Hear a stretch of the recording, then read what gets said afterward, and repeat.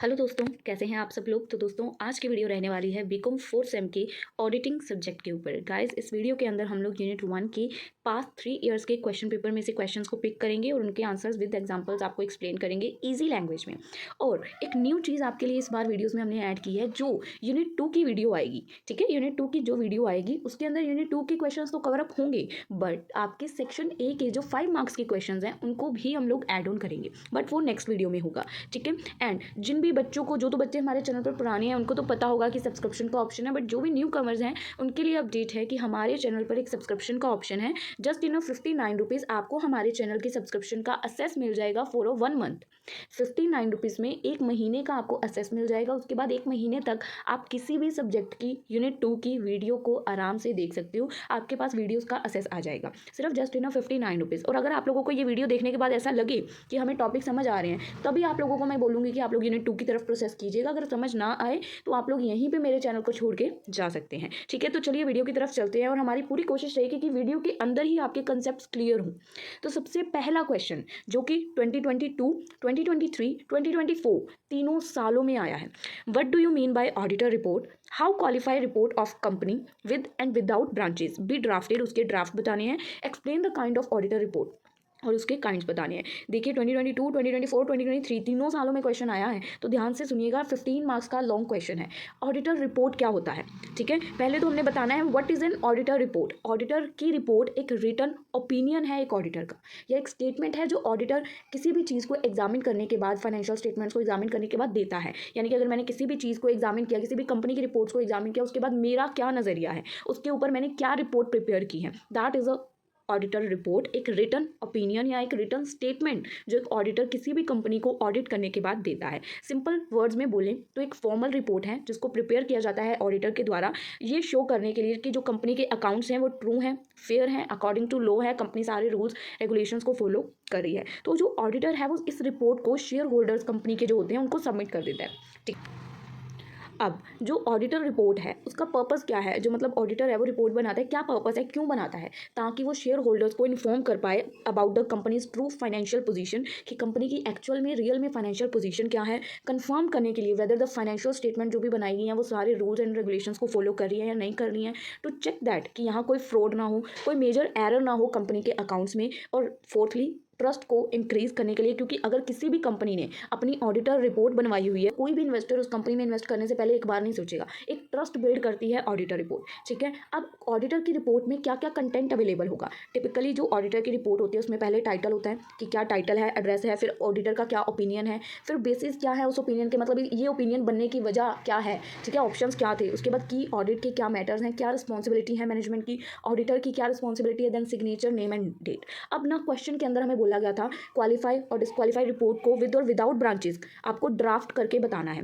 With और without branches, पहले तो ये समझो, किसी भी कंपनी, कोई भी कंपनी है, एक तो होती है कि सिर्फ एक ही कंपनी है, एक कुछ ऐसी होती है जिनकी आगे ब्रांचेस भी होती हैं। ठीक है, तो आपको ड्राफ्ट बना के दिखाना है। पहले हम लोग क्वालिफाई रिपोर्ट का ड्राफ्ट बनाएंगे विदाउट ब्रांचेस, यानी कि सिर्फ एक ही कंपनी है, उसकी कोई ब्रांच नहीं है। तो बिल्कुल सिंपल फॉर्मेट है। उन्होंने ड्राफ्ट बनाना है, यानी कि एक फॉर्मेट बना के दिखाना है कि रिपोर्ट कैसे बनाओगे। To the members of XYZ company के मेंबर्स के लिए रिपोर्ट बनाई गई है। हमने आपकी कंपनी के फाइनेंशियल स्टेटमेंट को ऑडिट किया। We have audited XYZ in the year 31 March 2024, except जो भी आपको मैटर लग रहा है कि उसको मतलब अच्छे से डिस्क्राइब नहीं किया गया, तो वहाँ पे आप लिख लोगे except this matter, except for the matter describe in the basis of qualify opinion paragraph the financial statement. बाकी की सारी फाइनेंशियल स्टेटमेंट हमें एक ट्रू और फेयर पिक्चर दे रही है। बस कुछ एक टॉपिक है जिसको छोड़ के, कि यानी कि मतलब बेसिस ऑफ क्वालिफाई ओपिनियन कि जो कंपनी है उसने अपनी डेप्रिसिएशन की या सर्टेन एसेट्स की वर्थ प्रोवाइड नहीं की है। ठीक है, company has not provided for depreciation on certain asset worth 20 lakh, जो कि अकाउंटिंग स्टैंडर्ड्स के 10 के अकॉर्डिंग उसको पे करनी चाहिए थी। इन अवर ओपिनियन, एक्सेप्ट फॉर द, ये जो मैटर है डेप्रिसिएशन वाला, इसको छोड़ के बाकी की जो कंपनी की स्टेटमेंट है वो पूरी ट्रू है, फेयर है, रूल्स को फॉलो कर रही है। तो हम एक ड्राफ्ट बना के दे रहे हैं पूरा। ठीक है, तो for ABC and company, chartered accountant ने अपना नेम बता दिया। तो हमने ये अभी ऊपर जो रिपोर्ट बनाई, that is a qualified report but without branches. अब हम सैंपल बना के फॉर्मेट अगला बनाएंगे विद ब्रांचेस के साथ। सेम वही फॉर्मेट को रिपीट करना है, क्योंकि क्वेश्चन में ये चीज़ पूछी ही है कि आपको ड्राफ्ट बनाना है, फॉर्मेट बनाना है। ठीक है, एग्जाम्पल के तहत। तो क्वालिफाइड रिपोर्ट विद ब्रांचेस आप क्या फॉर्मेट प्रेजेंट करोगे to the members? We have audited financial statement of XYZ limited which include the account, जिसके अंदर हमने XYZ की फाइनेंशियल रिपोर्ट को मतलब चेक किया, जिसके अंदर उसके हेड ऑफिस और उसकी 5 ब्रांचेस की डिटेल इंक्लूडेड है। यहाँ पे आपको सिर्फ ब्रांचेज ऐड करना है, ठीक है। एक्सेप्ट जो भी मैटर यहाँ पे नीचे हमने डिस्क्राइब किया उसको छोड़ के बाकी की हमारे अकॉर्डिंग फाइनेंशियल स्टेटमेंट इनकी बिल्कुल ट्रू और फेयर है। तो बेसिस जो भी आपको कमी लगती है वो यहाँ पे आप बेसिस में लिख दोगे कि ब्रांच जो इनकी मुंबई में है has not reconcile it's debtor balance of 15 lakh. यहाँ पे कुछ भी इन्होंने एग्जाम्पल दिया तो आप कुछ भी मिस्टेक एक बता सकते हो। सो हमारे ओपिनियन के अकॉर्डिंग ये जो डेटर वाली प्रॉब्लम है इसको छोड़ के बाकी की इनकी सारी फाइनेंशियल स्टेटमेंट क्लियर है, ट्रू है, फेयर है और ABC कंपनी चार्टर्ड अकाउंटेंट का नेम। तो ये 2 ड्राफ्ट विद ब्रांचेस और विदाउट ब्रांचेस आपने बनाने हैं, क्योंकि क्वेश्चन में पूछा गया था ड्राफ्ट बनाओ। अब उसके बाद क्वेश्चन में पूछा गया कि ऑडिटर रिपोर्ट के काइंड्स क्या हैं। तो यहाँ पे 4 तरह के ऑडिटर रिपोर्ट्स होती हैं। First one is unqualified report. Unqualified report मतलब कि ये क्वालिफाई नहीं हुई है, प्रॉपरली ठीक रिपोर्ट है, पॉजिटिव रिपोर्ट है, क्लियर रिपोर्ट है, क्लीन रिपोर्ट है, दैट इज अनक्वालिफाइड। इसको हम लोग पॉजिटिव रिपोर्ट बोलते हैं। इसका मतलब है कि फाइनेंशियल स्टेटमेंट बिल्कुल करेक्ट है, कंप्लीट है, सारे रूल्स को फॉलो करी है, कोई प्रॉब्लम ही नहीं मिली हमें, ठीक है। दैट इज अनक्वालिफाइड, क्वालिफाई नहीं हुई, ऑडिटर ने जो भी फाइंड आउट करने की कोशिश की उसे कुछ नहीं मिला, अनक्वालिफाई हो गई। Second one is qualified report, मतलब उसको छोटी प्रॉब्लम्स मिली है, minor problems. This is a report with exceptions और अ माइनर प्रॉब्लम। ऑडिटर को कुछ छोटे इश्यूज मिले हैं स्मॉल ओवरऑल स्टेटमेंट में, बाकी की वो फेयर है, ठीक है। Third one is adverse report, मतलब बिल्कुल ही ऑपोजिट, एडवर्स चलेगी, negative report. The auditor believe the financial statements are mislead या इनकरेक्ट है, ठीक है, सीरियस इशू फाइंड आउट हुए। और फोर्थ होता है disclaimer of opinion. The auditor refuse to give an opinion, auditor ने मना कर दिया कि मैंने आपकी रिपोर्ट पे कोई ओपिनियन ही नहीं देना। दिस में हैपन, ये कब होता है जब इंफॉर्मेशन ऑडिटर को अच्छे से प्रोवाइड नहीं की जाती या कुछ चीज़ों का असेस ऑडिटर को नहीं दिया जाता। अब ऑब्वियस ही बात है, अगर ऑडिटर को चेकिंग करनी है तो उसको प्रॉपर्ली इन्फॉर्मेशन का असेस तो चाहिए ना, है ना। तो ऑडिटर बिना किसी भी स्टेटमेंट को पढ़े उसके ऊपर कोई भी कमेंट पास तो कर नहीं सकता। तो रिपोर्ट कहती है कि we can not comment on the truth of the statement, क्योंकि हमें असेस ही नहीं मिला उस इन्फॉर्मेशन को चेक करने का, ठीक है। अब इंपॉर्टेंस क्या है ऑडिटर की रिपोर्ट की, ये ट्रस्ट को बिल्ड करती है, शेयर होल्डर्स इन्वेस्टर उस कंपनी में इजीली इन्वेस्ट कर पाते हैं, फाइनेंशियल डिसीजन मेकिंग में मदद करती है, इंश्योर करती है कि जो कंपनी है वो सारे अकाउंटिंग रूल्स लॉज स्टैंडर्ड्स को फॉलो करे, इंटरेस्ट ऑफ क्रेडिटर्स को प्रोटेक्ट करती है, गवर्नमेंट पब्लिक सबके। और यहीं पर क्वेश्चन की आ जाती है जी कंक्लूजन। अब बात करते हैं हमारे सेकंड क्वेश्चन की, What are the general duties and powers of an investigator? Discuss करें इन्वेस्टिगेटर की रिपोर्ट अंडर सेक्शन 223। 2024 में क्वेश्चन आया है। इन्वेस्टिगेटर कौन है? इन्वेस्टिगेटर जो कि इन्वेस्टिगेट करता है, जिसको कि सेंट्रल गवर्नमेंट या ट्रिब्यूनल अपॉइंट करती है किसी भी तरह के कंपनी के अफेयर्स को एग्जामिन करने के लिए। दे आर अपॉइंटेड जब भी मतलब बंदे को डाउट होता है कि इस कंपनी में कुछ भी फ्रॉड या मिसमैनेजमेंट है या कुछ गलत हो रहा है, तो हम लोग इन्वेस्टिगेटर को अपॉइंट करते हैं। हम लोग नहीं, सेंट्रल गवर्नमेंट इन्वेस्टिगेटर को अपॉइंट करती है, उसको बोलती है कि इसके ऊपर चेक करो। तो लीगल प्रोविजंस क्या है? Legal provisions from section 210 to 229 of companies act. This section deal करते हैं विद द इंस्पेक्शन, इंक्वायरी और investigation of the company working. So section 2023 specifically question में पूछा गया है अबाउट द सेक्शन 2023 बताओ। तो हम लोग सेक्शन 210 टू 229 के बीच में लीगल प्रोविजंस आती हैं, बट हम सिर्फ सेक्शन 2023 के बारे में बात करेंगे जो कि बात करता है इन्वेस्टिगेटर्स की रिपोर्ट के बारे में। तो जनरल ड्यूटीज़ क्या है किसी भी इन्वेस्टिगेटर की? कोई भी बंदा अगर इन्वेस्टिगेटर के लिए हायर किया गया इन्वेस्टिगेशन के लिए, उसकी जनरल ड्यूटीज़ क्या है? सच को पता करना, इन्वेस्टिगेटर को फाइंड आउट करना है कि कंपनी रूल्स को फॉलो कर रही है, कुछ गलत चीज़ छुपा तो नहीं रही, फैक्ट को कलेक्ट करना, इन्वेस्टिगेट करना, सभी रेलेवेंट डॉक्यूमेंट्स को कलेक्ट करना, रिकॉर्ड्स चेक करने, ठीक है। थर्ड वन, उसको फेयर रहना है, ऑनेस्ट रहना है। इन्वेस्टिगेटर को ये नहीं है कि आपकी रिश्तेदारी पड़ रही है तो आप उसमें बायसनेस कर रहे हो, ठीक है। उसके बाद शेयर होल्डर्स को प्रोटेक्ट करना, इंश्योर करना कि जो शेयर होल्डर्स क्रेडिटर्स का इंटरेस्ट है, पब्लिक का इंटरेस्ट है, वो सेफ रहे। उसके बाद रिपोर्ट को सबमिट करना, जो भी इन्वेस्टिगेशन करके आपकी रिपोर्ट बनी है फाइनल रिपोर्ट, उसको अथॉरिटी को जिन्होंने आपको अपॉइंट किया, सेंट्रल गवर्नमेंट या ट्रिब्यूनल, उनको सबमिट करना। अब ये तो थी ड्यूटीज़। अब इन्वेस्टिगेटर के पास पावर कौन कौन सी हैं? इन्वेस्टिगेटर के पास ये पावर है कि वो आपसे कोई भी डॉक्यूमेंट को डिमांड कर सकता है। अगर उसको कोई भी books of accounts, records, financial statement check करनी है तो वो आपसे मांग सकता है। सेकंड वन, उसके पास पावर है कि वो आपके ऊपर केस कर सकता है, सम्मन कर सकता है, ठीक है। They can call directors, officers, employees और any other person for questioning, उनको क्वेश्चन करने के लिए अपने पास बुला सकता है, सम्मन करने के लिए बुला सकता है। पावर ऑफ सीज डॉक्यूमेंट, अगर उसको लगता है कि ये रिकॉर्ड्स गलत हैं, डिस्ट्रॉयड हैं, तो वो उनको सीज कर सकता है with the permission of magistrate. Fourth one, power of investigate with other companies. If the investigator feel that कि अनदर कंपनी जो है कनेक्टेड है करंट वन के साथ, तो उसको भी इन्वेस्टिगेट कर सकता है, आपके बैंक अकाउंट्स का असेस ले सकता है। उसके पास ये पावर है कि वो कंपनी के मेन ऑफिस में विजिट कर सकता है, ठीक है। उसके बाद सेक्शन 2023 जो इन्वेस्टिगेटर की रिपोर्ट है वो क्या बताती है? This section talk about what the investigator must do after the investigation. जब इन्वेस्टिगेशन हो गई उसके बाद इन्वेस्टिगेटर क्या करता है? रिपोर्ट तैयार करता है। मेन पॉइंट सेक्शन 2023 के, submission of final report. Investigator submit करेगा जो भी उसकी फाइनल रिपोर्ट है, किसको? जिसने उसको अपॉइंट किया, सेंट्रल गवर्नमेंट को, ठीक है। डिपेंड करेगा किसने उसको अपॉइंट किया, जिसने भी अपॉइंट किया उसको वो रिपोर्ट सबमिट करनी है। Second, format of the report. जो रिपोर्ट है वो रिटन होनी चाहिए, वेल ऑर्गेनाइज्ड होनी चाहिए और सभी चीज़ें क्लियरली उसमें लिखी होनी चाहिए। रिपोर्ट्स का टाइप, 2 टाइप्स हैं, इंटीरियम रिपोर्ट और फाइनल रिपोर्ट। इंटीरियम यानी कि टेम्परेरी रिपोर्ट इन्वेस्टिगेशन के दौरान एक तो सबमिट होती है, सेकंड फाइनल रिपोर्ट जब आपकी इन्वेस्टिगेशन कंप्लीट हो जाती है उसके बाद। Copy to be share, the government can give copies of the report to the company, any connected person या एनी ट्रिब्यूनल और कोर्ट। ठीक है, उसके बाद वो कॉपीज उसकी शेयर करना। यूज़ इन लीगल प्रोसीडिंग, जो रिपोर्ट है उसका use as a evidence in legal cases के लिए ही किया जाना चाहिए बाय अथॉरिटीज़ के थ्रू। सिक्स, कॉन्फिडेंशियलिटी, जो रिपोर्ट है वो किसी को भी पब्लिकली डिस्क्लोज नहीं होएगी, सिर्फ उस जस्टिस को या लीगल पर्पज़ के लिए ही उसको यूज़ किया जाएगा। अब इन्वेस्टिगेटर की रिपोर्ट के क्या इंपॉर्टेंस है? आप अगर कोई भी गलत चीज़ कर रहे हो, रॉन्ग डूइंग कर रहे हो, एक्सपोज कर देगी उसको। आपका कोई भी फ्रॉड है उसको अनकवर कर देगी, मिसमैनेजमेंट, फॉल्स अकाउंटिंग अनकवर हो जाएंगे। स्टेक होल्डर्स को प्रोटेक्ट करेगी आपके इन्वेस्टिगेटर की रिपोर्ट, इंश्योर करेगी कि पब्लिक के पैसे सेव रहें, प्रमोट करेगी कि ट्रांसपेरेंसी बनी रहे कंपनीज के अंदर, कंपनी स्ट्रिक्टली रूल्स को फॉलो करें, और लीगल एक्शंस में मदद करेगी ताकि मतलब एक्शंस की अगर ज़रूरत कहीं पे पड़े तो लिए जा सके। और यहीं पे क्वेश्चन भी हमारा हो जाता है वाइंड अप। अब बात करते हैं हमारे नेक्स्ट क्वेश्चन की कि ऑडिटिंग क्या है, उसके ऑब्जेक्टिव्स क्या है, एडवांटेजेस क्या है। 2022 में क्वेश्चन आया है। ऑडिटिंग क्या है? सिंपल ऑडिटिंग एक प्रोसेस है जिसमें हम लोग चेक कर रहे हैं, वेरीफाई कर रहे हैं कंपनी के फाइनेंशियल रिकॉर्ड्स को, अकाउंट्स को, स्टेटमेंट्स को, independent person to make sure कि जो भी कंपनी की फाइनेंशियल स्टेटमेंट्स है वो ट्रू है, करेक्ट है, फेयर है। सिंपल वर्ड्स में बोलें तो ऑडिटिंग एक फाइनेंशियल चेकअप है, अपनी कंपनी की फाइनेंशियल स्टेटमेंट्स को चेक करवाना। ठीक है, someone outside the business to ensure that कि जो भी अकाउंट्स हैं वो प्रॉपर्ली मेंटेन्ड हैं और हमारे अकाउंट्स में कोई भी फ्रॉड, कोई भी एरर नहीं है। ऑडिटिंग सीए करते हैं, आपको पता होगा मोस्टली। ठीक है, उसके बाद ऑडिटिंग की डेफिनेशन दे सकते हो। ऑडिटिंग एक सिस्टमेटिक और इंडिपेंडेंट एग्जामिनेशन है books of account, documents, vouchers किसी भी कंपनी की, फाइंड आउट करने के लिए कि जो हमारी फाइनेंशियल स्टेटमेंट है वो एक ट्रू और फेयर व्यू को प्रेजेंट कर रही है। ऑडिटिंग के टाइप्स क्या हैं? First type internal audit, internally company के अंदर ही इंप्लॉयज ही डन कर लेते हैं, done by internal employees of the company. Second one statutory audit, इसके लिए कानून की ज़रूरत होती है, बाहरी कोई बंदा हमें हायर करना पड़ता है, auditor. Third one tax audit, done to check whether tax rules are follow या नहीं। इसका क्यों किया जाता है? ताकि हम ये चेक कर पाएंगे हम टैक्स के रूल्स को फॉलो कर रहे हैं कि नहीं कर रहे हैं। Fourth one cost audit, cost के रिकॉर्ड या कॉस्ट अकाउंटिंग को चेक करने के लिए। Fifth one management audit, check the efficiency of the management operation. अब ऑडिटिंग के ऑब्जेक्टिव्स क्या है, लोग ऑडिटिंग क्यों करवाते हैं? प्राइमरी ऑब्जेक्टिव, पहला ऑब्जेक्टिव क्या है कि इंश्योर करने के लिए कि हमारी कंपनी के अकाउंट्स एक ट्रू और फेयर व्यू कंपनी का बताएं, कंपनी की फाइनेंशियल पोजीशन अच्छी बताएं। ऑडिटर चेक करते हैं कंपनी की एक्यूरेसी, रिलायबिलिटी कंपनी के फाइनेंशियल स्टेटमेंट्स के थ्रू। सेकेंडरी ऑब्जेक्टिव, कोई भी अगर एरर, फ्रॉड हो रहा है तो वो ऑडिटिंग के थ्रू हम लोग पकड़ सकते हैं। कोई भी मतलब कंप्लायंस है कि अगर हम लोग रूल्स एंड रेगुलेशंस को फॉलो नहीं कर रहे हैं तो वो हमें पता चल जाएगा। वेरीफाई हो जाएंगे कि हमारी कंपनी में कितने एसेट है, कितने लाइबिलिटीज़ हैं, जो भी हमने अपनी बैलेंस शीट में मेंशन किया है क्या एक्चुअल में वो एसेट लाइबिलिटी एग्जिस्ट करते हैं। To provide an audit report for the use of shareholders, और हम लोग इसको शेयर होल्डर्स की यूज़ के लिए भी प्रोवाइड करते हैं। अब एडवांटेजेस क्या है ऑडिटिंग की? एक्यूरेसी को इंश्योर करती है ऑडिटिंग, हेल्प करती है कि आपको बुक्स ऑफ अकाउंट्स करेक्ट और रिलायबल मिले, गलतियों को डिटेक्ट करती है, ट्रस्ट को बिल्ड करती है। लोन सेंक्शन में, क्योंकि अगर किसी भी कंपनी ने अपनी ऑडिटिंग रिपोर्ट बनवाई हुई है ना तो कहीं से भी आपको लोन लेना ईजी हो जाएगा क्योंकि आपकी कंपनी की ऑडिटिंग रिपोर्ट है। लीगली कंप्लायंस होती है, मतलब रूल्स एंड रेगुलेशंस को फॉलो कर रही होती है, आपका बेटर कंट्रोल हो जाता है।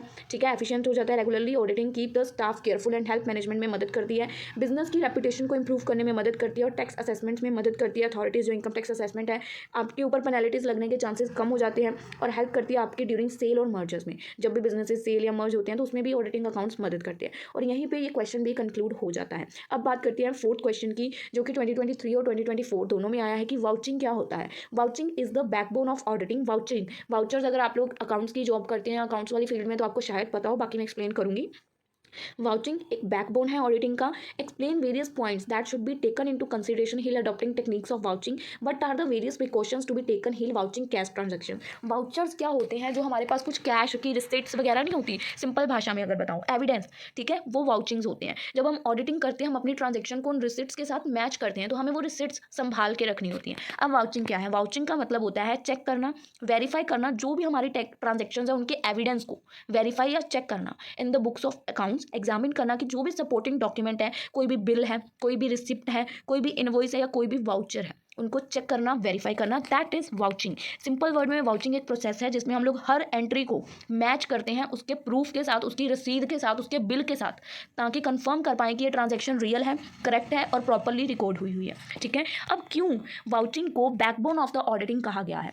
Just like a backbone support the human body, जैसे बैकबोन ह्यूमन बॉडी को सपोर्ट करता है, वैसे ही वाउचिंग हमारी कंपनी, हमारे अकाउंट्स की एक्यूरेसी या रिलायबिलिटी को सपोर्ट करती है। अगर अच्छे से वाउचिंग डन हो जाती है तो ऑडिटर हमारे ऊपर ट्रस्ट करता है कि हमारे अकाउंट्स जो है करेक्ट है। ये हमें किसी भी तरह के फ्रॉड को डिटेक्ट करने में मदद करती है। अब वाउचिंग के क्या ऑब्जेक्टिव्स हैं?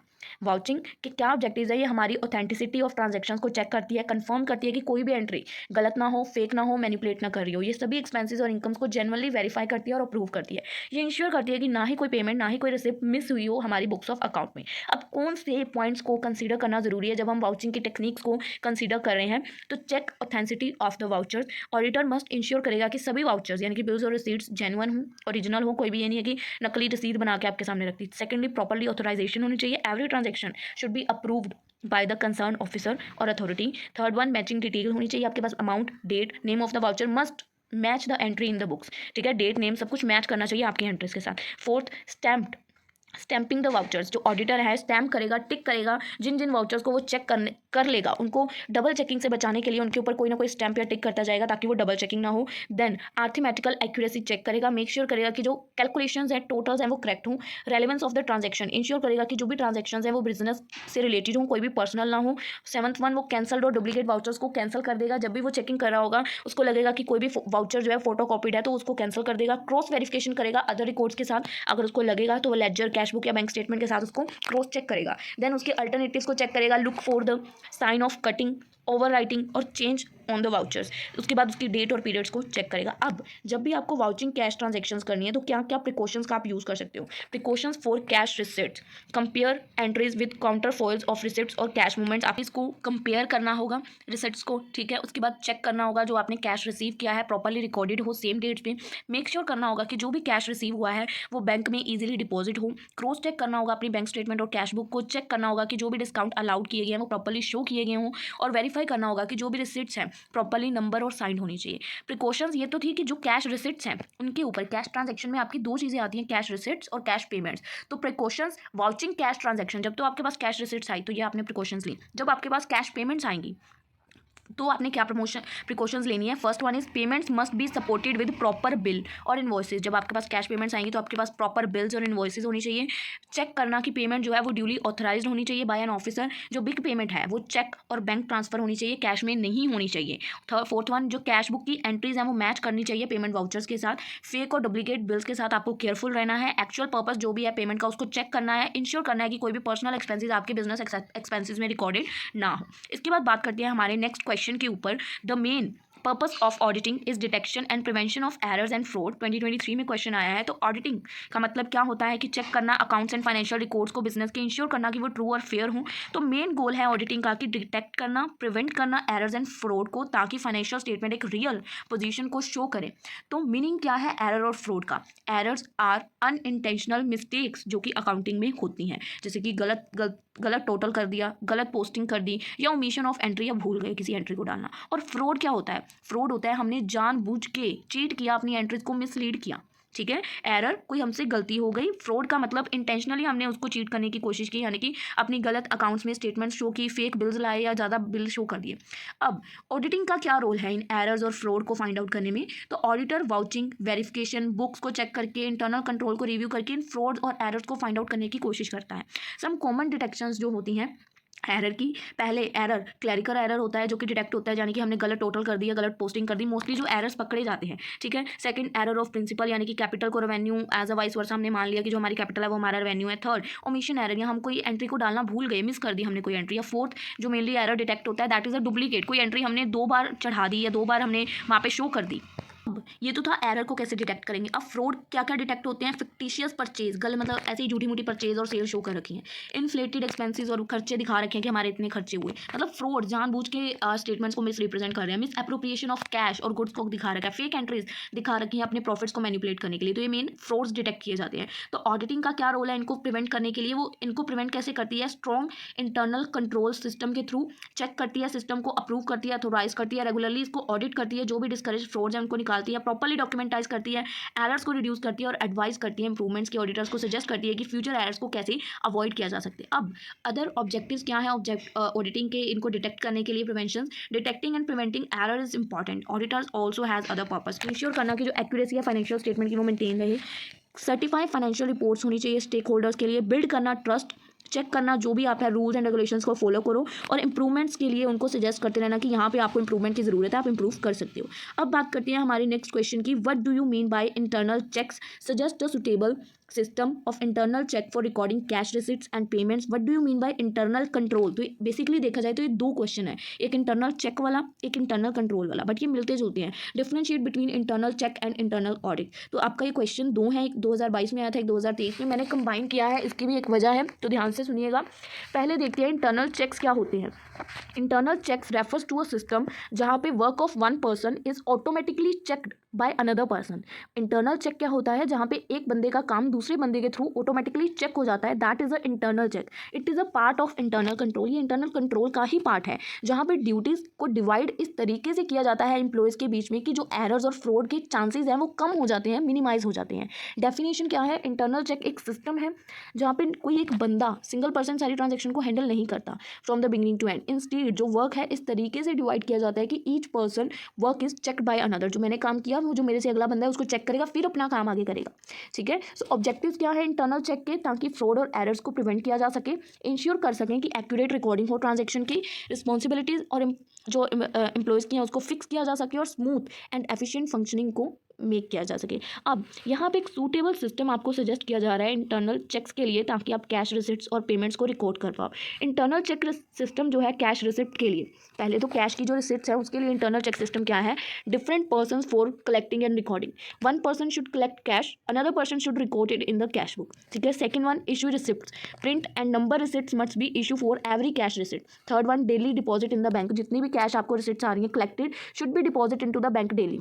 Fourth one, cash register maintenance, separate एक कैश का रजिस्टर होना चाहिए जिसको मेंटेन किया जाए अनदर पर्सन के साथ, अनदर पर्सन के थ्रू, स्टाफ मेंबर के through. Fifth one, surprise check, the मतलब हेड ऑफ द डिपार्टमेंट कभी भी सरप्राइज कैश चेक्स मांग सकते हैं, यानी कि कैश चेक्स की आपसे पूछ सकते हैं कि क्या डिटेल्स हैं। ठीक है। सिक्स्थ वन, रिकंसिलाइजेशन, यानी कि डेली कैश की रिसिप्ट्स को मैच करना विद द अमाउंट जितना भी बैंक में डिपॉजिट हुआ है। उसके बाद सेकंड है कैश पेमेंट। अभी हमने ऊपर क्या किया? Check system for cash receipt, अब करेंगे कैश पेमेंट के लिए। जो भी आपको पेमेंट्स आए must be in a check. जो भी लार्ज पेमेंट्स है वो आपको चेक के थ्रू आनी चाहिए, कैश नहीं आनी चाहिए। अथोराइजेशन, ऑल पेमेंट्स जो है सीनियर ऑफिसर को अथोराइज होनी चाहिए। ठीक है। सपोर्टिंग डॉक्यूमेंट होनी चाहिए पेमेंट्स के लिए, कोई भी बिल या वाउचर होना चाहिए, वाउचर पे नंबरिंग होनी चाहिए, सीरियल नंबर होना चाहिए और प्रॉपर्ली फाइल्ड होना चाहिए।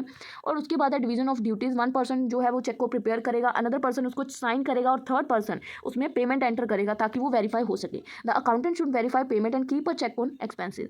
अब अभी हमने जो ऊपर देखा इंटरनल चेक के बारे में, अब सेकंड क्वेश्चन जो मैंने आपको क्वेश्चन में बोला था कि इंटरनल कंट्रोल भी है।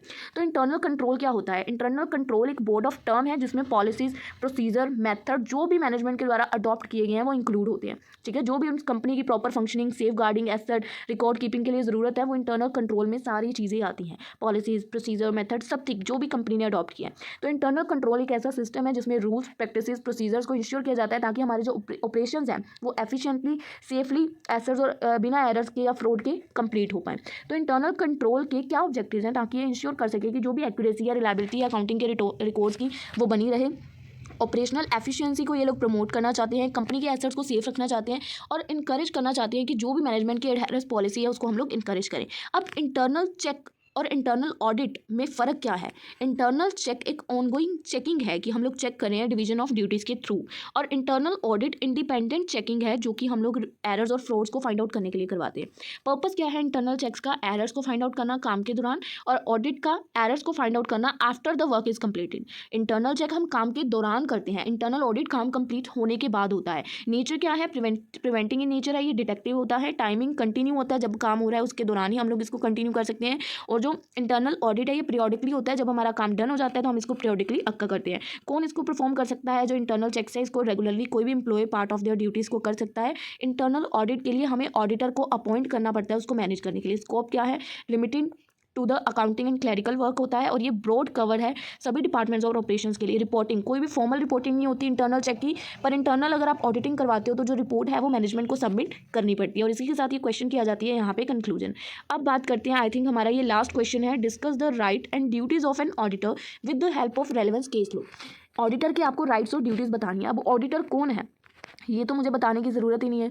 ऑडिटर एक पर्सन है जिसको अपॉइंट किया जाता है कंपनी की एक्यूरेसी और फेयरनेस को चेक करने के लिए कि कंपनी की फाइनेंशियल स्टेटमेंट कैसी है। ऑडिटर अपना ओपिनियन एक्सप्रेस करता है कि जो भी कंपनी के अकाउंट्स हैं वो एक ट्रू और फेयर व्यू कंपनी का बता रहे हैं, कंपनी की फेयर पोजीशन बता रहे हैं। ठीक है। अब ऑडिटर के क्या क्या राइट्स हैं? As per the companies act section 143, जो भी इसके रेलिवेंट सेक्शंस है, ऑडिटर के पास कुछ राइट्स हैं, कुछ पावर्स हैं जो कि उसकी ड्यूटीज़ को इफेक्टिवली परफॉर्म करने में मदद करती हैं। पहला राइट, ऑडिटर के पास राइट है कि वो आपकी किसी भी अकाउंट ऑफ बुक्स को, रिकॉर्ड्स को मांग सकता है, असेस मांग सकता है, ठीक है। ऑडिटर के पास आपकी books of accounts, vouchers, record का असेस होना चाहिए जब भी वो आपसे मांगे। ऑडिटर के पास ये राइट है कि वो आपसे इन्फॉर्मेशन मांग सकता है, किसी भी एंट्री के बारे में एक्सप्लेनेशन मांग सकता है कि ये कहाँ से आई, कैसे आई, ठीक है। थर्ड वन, ऑडिटर के पास राइट है कि वो आपकी ब्रांचेस में जाके विजिट कर सकता है, जिस भी ब्रांचेस में आपके कैश बुक्स हैं, ठीक है। फोर्थ वन, उसके पास ये राइट है receive notice and attend meetings, कि जो notice, auditor has the right to receive notice of all general meetings, company की जितनी भी जर्नल मीटिंग्स है उसका नोटिस ऑडिटर को मिलना चाहिए और वो उनको मीटिंग्स को अटेंड करेगा और उन मीटिंग्स में बोलेगा भी,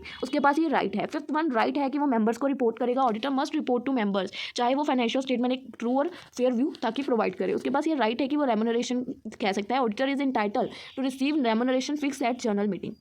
अब ऑडिटर की ड्यूटीज़ क्या क्या है? ऑडिटर की ड्यूटी है कि जो भी उसने रिपोर्ट बनाई है उसकी duty to report on financial statement, auditor को एग्जामिन करना होगा जो भी अकाउंट्स हैं, रिपोर्ट्स हैं, चाहे ताकि वो एक ट्रू और फेयर व्यू प्रोवाइड करें। उसकी ड्यूटी है कि उसने फ्रॉड को फाइंड आउट करना है, रिपोर्ट करना है। अगर किसी भी तरह का कंपनी में फ्रॉड हो रहा है तो उसकी रिपोर्ट मैनेजमेंट को करनी है। If auditor find any fraud तो उसकी रिपोर्ट उसको सेंट्रल गवर्नमेंट को करनी है, डायरेक्टर्स को करनी है।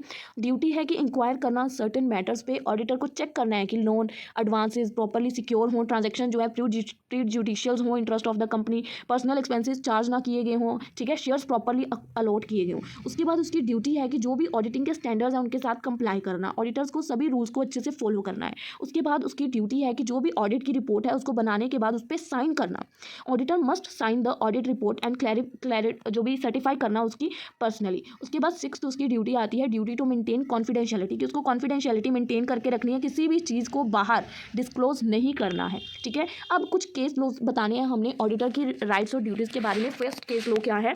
Kingston cotton mill company limited 1896 का ये केस लॉ है। इसमें फैक्ट क्या था कि ऑडिटर एक्सेप्ट करता है certificates from manager about stock in trade बिना वेरीफाई किए। ऑडिटर ने सर्टिफिकेट्स को एक्सेप्ट कर लिया, मतलब मैनेजर से जो भी स्टॉक्स के थे बिना उनको वेरीफाई किए। तो इस पर जजमेंट क्या निकली? इस पर लोगों ने कहा कि ऑडिटर तो एक वॉच डॉग है, ब्लड हाउंड नहीं है, वो खुद से चेक ही नहीं कर रहा। ही इज़ नॉट एक्सपेक्टेड कि उसको, मतलब अगर कोई डॉक्यूमेंट दिया जा रहा है तो ज़रूरी नहीं है हर चीज़ पे शक ही करना, जब कोई शक की वजह ही नहीं है तो बिना वजह के हर चीज़ पे शक नहीं करना है। Auditor is a watch dog, वो एक वॉच डॉग है जिसको कि चेकिंग के लिए लाया गया है, पर ये ब्लड हाउंड नहीं है, खूनी रिश्ता नहीं है कि आपको अच्छे से पूरा डिटेल में ही जाना है, जिस पे शक ही नहीं है उसको ऐसे ही उसकी जड़ें उखेड़ने का कोई मतलब नहीं है। सो उसको he is not expect to be suspicious without reason, बिना रीज़न के वो नहीं कर सकता, ठीक है। इंपॉर्टेंस क्या है कि auditor must use reasonable care but need not doubt everything unless there is suspicious, जब तक शक ना हो तब तक ये नहीं है कि हर चीज़ पे डाउट कर देना। केस 2 जो है लंडन ऑयल स्टोरेज कंपनी का है, ठीक है। तो ये केसेस हैं, आप लोग इनको रीड कर सकते हैं, बेसिक हैं, आप लोगों को एक ही केस स्टडी ऐड करनी है, जो भी आपको अच्छी लगे आप कर सकते हैं। यहीं पे क्वेश्चन की कंक्लूजन है और इसी के साथ हमारी ये वीडियो हो जाती है वाइंड अप। सेकेंड वीडियो में आपके 5 मार्क्स के क्वेश्चन यूनिट 2 को हम लोग कवर करेंगे, यूनिट 2 के क्वेश्चन और 5 मार्क्स के क्वेश्चन। और उस वीडियो को देखने के लिए आपके पास हमारी चैनल की मेंबरशिप का एक्सेस होना ज़रूरी है। तो प्लीज़ ये चीज़ ना कहें कि दी यूनिट 2 की वीडियो नहीं आई, वीडियो आ चुकी होती है। कुछ लोगों ने अगर सब्सक्रिप्शन नहीं ली तो उनको वो चीज़ शो नहीं होती है वीडियो। तो ये बातें मैं बहुत बार वीडियोस में क्लियर कर चुकी हूँ। आई होप आप लोगों को अच्छे से क्लियर है। अब हम लोग मिलेंगे आप लोगों से अपनी अगली वीडियो में, तब तक के लिए स्टे ट्यून्ड, गुड बाय।